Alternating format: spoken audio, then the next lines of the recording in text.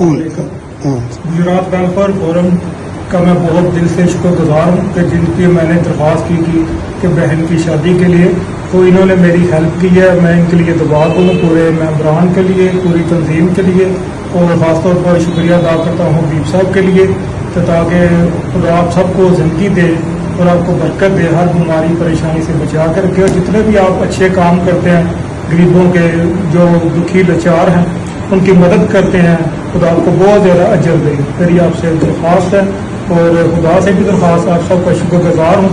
इसी तरह आपका काम चलता रहे। बहुत शुक्रिया।